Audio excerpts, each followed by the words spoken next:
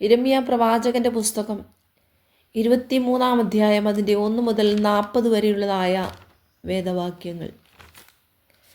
എൻ്റെ മേച്ചൽപ്പുറത്തെ ആടുകളെ നശിപ്പിക്കുകയും ചിതറിക്കുകയും ചെയ്യുന്ന ഇടയന്മാർക്ക് അയ്യോ കഷ്ടമെന്ന് യഹോവയുടെ അരുളപ്പാട്.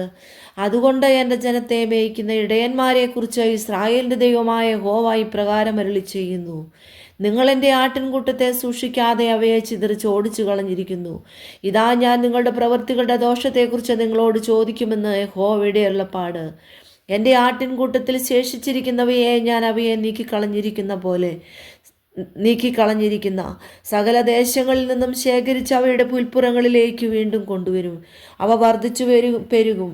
അവയെ മേയിക്കേണ്ടതിന് ഞാൻ ഇടയന്മാരെ നിയമിക്കും. അവ ഇനി പേടിക്കുകയില്ല, ഭ്രമിക്കുകയില്ല, കാണാതെ പോകുകയുമില്ല എന്ന് യഹോവയുടെ അരുളപ്പാട്. ഞാൻ ദാവീദിന് നീതിയുള്ള ഒരു മുളയായവനെ ഉത്ഭവിക്കുന്ന കാലം വരും. അവന് രാജാവായി വാണ് ബുദ്ധിയോടെ പ്രവർത്തിച്ചു ദേശത്ത് നീതിയും ന്യായവും നടത്തും.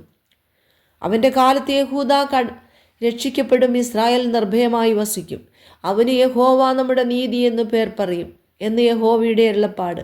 ആകയാലിടെ ഇസ്രായേൽ മക്കൾ മിസ്രയീം ദേശത്തു നിന്ന് കൊണ്ടുവന്ന യഹോവയാണ് എന്ന് ഇനി പറയാതെ, ഇസ്രായേൽ ഗൃഹത്തിൻ്റെ സന്തതിയെ വടക്കു ദേശത്തു നിന്നും ഞാൻ അവരെ നീക്കിക്കളഞ്ഞിരുന്ന സകല ദേശങ്ങളിൽ നിന്നും പുറപ്പെടുവിച്ചു കൊണ്ടുവരുന്ന യഹോവയാണ് എന്ന് പറയുന്ന കാലം വരും. അവർ തങ്ങളുടെ സ്വന്തം ദേശത്ത് വസിക്കുമെന്ന് യഹോവയുടെ അരുളപ്പാട്. പ്രവാചകന്മാരെ കുറിച്ചുള്ള അരുളപ്പാട്. എൻ്റെ ഹൃദയം എൻ്റെ ഉള്ളിൽ ഉറങ്ങിയിരിക്കുന്നു, എൻ്റെ അസ്ഥികളൊക്കെയും ഇളകുന്നു. യഹോവ നിമിത്തവും അവൻ്റെ വിശുദ്ധ വചനങ്ങൾ നിമിത്തവും ഞാൻ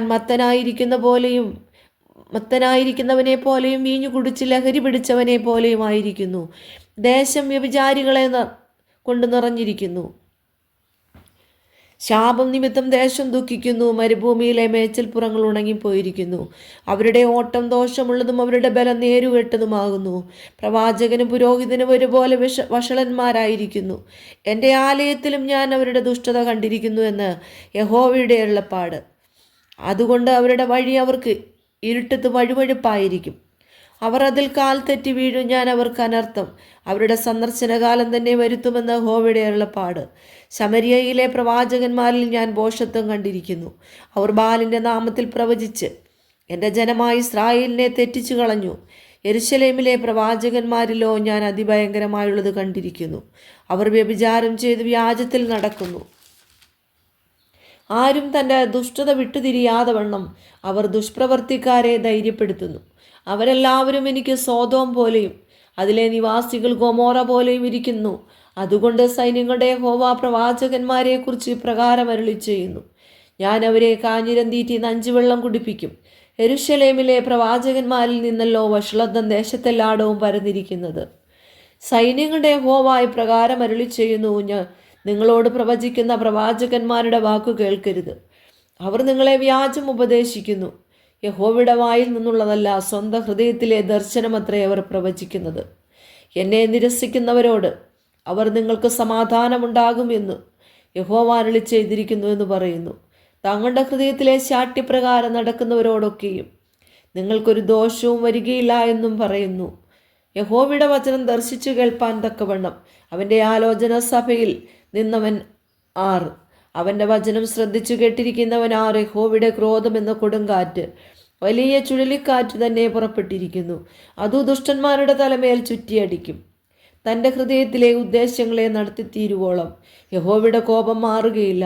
ഭാവി കാലത്ത് നിങ്ങൾ അതിനെ പൂർണ്ണമായി ഗ്രഹിക്കും. ഞാൻ ഈ പ്രവാചകന്മാരെ അയക്കാതിരുന്നിട്ടും അവർ ഓടി, ഞാൻ അവരോട് അരുളി ചെയ്യാതിരുന്നിട്ടും അവർ പ്രവചിച്ചു. അവരെൻ്റെ ആലോചന സഭയിൽ നിന്നിരുന്നുവെങ്കിൽ എൻ്റെ വചനങ്ങളെ എൻ്റെ ജനത്തെ കേൾപ്പിച്ചവരെ അവരുടെ ആകാത്ത വഴിയിൽ നിന്നും അവരുടെ പ്രവൃത്തികളുടെ ദോഷത്തിൽ നിന്നും തിരിപ്പിക്കുമായിരുന്നു. ഞാൻ സമീപസ്ഥനായ ദൈവം മാത്രമാകുന്നുവോ, ദൂരസ്ഥനായ ദൈവവുമല്ലയോ എന്ന് യഹോവയുടെ അരുളപ്പാട്. ഞാൻ കാണാതെ വണ്ണം ആർക്കെങ്കിലും മറയത്തൊളിപ്പാൻ കഴിയുമോ എന്ന് യഹോവയുടെ അരുളപ്പാട്. ഞാൻ ആകാശവും ഭൂമിയും നിറഞ്ഞിരിക്കുന്നവനല്ലയോ എന്ന് യഹോവയുടെ അരുളപ്പാട്.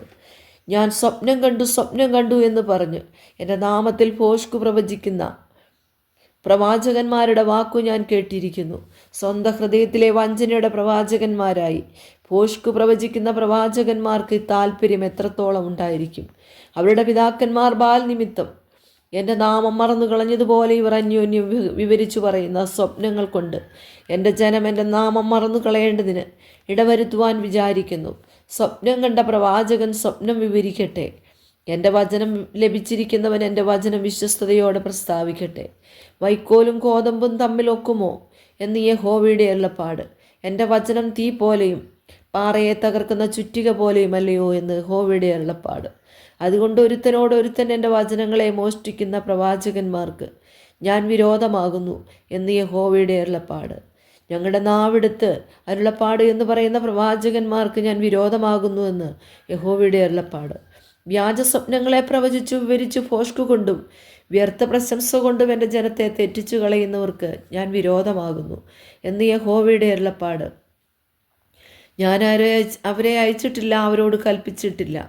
അവർ ഈ ജനത്തിന് ഒട്ടും പ്രയോജനമായിരിക്കുകയുമില്ല എന്ന് യഹോവയുടെ അരുളപ്പാട്. ഈ ജനമോ ഒരു പ്രവാചകനോ പുരോഹിതനോ യഹോവയുടെ ഭാരം അഥവാ അരുളപ്പാട് എന്ത് എന്ന് നിന്നോട് ചോദിക്കുന്നുവെങ്കിൽ നിന്നോട് ചോദിക്കുന്നുവെങ്കിൽ നീ അവരോട്, നിങ്ങളാകുന്നു ഭാരം, ഞാൻ നിങ്ങളെ എറിഞ്ഞു കളയുമെന്ന് യഹോവയുടെ അരുളപ്പാട് എന്ന് പറയുക. പ്രവാചകനോ പുരോഹിതനോ ജനമോ യഹോവയുടെ ഭാരം എന്ന് പറയുന്നുവെങ്കിൽ ഞാൻ ആ മനുഷ്യനെയും അവൻ്റെ ഭവനത്തെയും സന്ദർശിക്കും. യഹോവ എന്തുത്തരം പറഞ്ഞിരിക്കുന്നു, യഹോവ എന്തരുളി ചെയ്തിരിക്കുന്നു എന്നിങ്ങനെ എത്രയോ ഓരോരുത്തൻ താൻ്റെ കൂട്ടുകാരനോടും താൻ്റെ സഹോദരനോടും ചോദിക്കേണ്ടത്. യഹോവയുടെ ഭാരം എന്ന് ഇനി മിണ്ടരുത്, അല്ലെങ്കിൽ അവനവൻ്റെ വാക്ക് അവനവന് ഭാരമായി തീരും. നമ്മുടെ ദൈവമായ സൈന്യങ്ങളുടെ യഹോവ എന്ന ജീവനുള്ള ദൈവത്തിൻ്റെ വചനങ്ങളെ നിങ്ങൾ മറിച്ചു കളഞ്ഞുവല്ലോ. യഹോവ നിന്നോട് എന്തുത്തരം പറഞ്ഞിരിക്കുന്നു, യഹോവ എന്തരുളി ചെയ്തിരിക്കുന്നു എന്നിങ്ങനെ എത്രേ. പ്രവാചകനോട് ചോദിക്കേണ്ടത് യഹോവയുടെ ഭാരം എന്ന് നിങ്ങൾ പറയുന്നുവെങ്കിലോ, യഹോവ ഇപ്രകാരം അരുളി ചെയ്യുന്നു, യഹോവയുടെ ഭാരം എന്ന് പറയരുത് എന്ന് ഞാൻ നിങ്ങളുടെ അടുക്കൽ പറഞ്ഞയച്ചിട്ടും നിങ്ങൾ യഹോവയുടെ ഭാരം എന്നീ വാക്ക് പറകൊണ്ട് ഞാൻ നിങ്ങളെ എടുത്ത് നിങ്ങളെയും നിങ്ങൾക്കും നിങ്ങളുടെ പിതാക്കന്മാർക്കും ഞാൻ തന്നിട്ടുള്ള നഗരത്തെയും എൻ്റെ മുമ്പിൽ നിന്ന് എറിഞ്ഞു കളയും. അങ്ങനെ ഞാൻ നിങ്ങൾക്ക് നിത്യനിന്ദയും മറന്നു പോകാത്ത നിത്യലജ്ജയും വരുത്തും.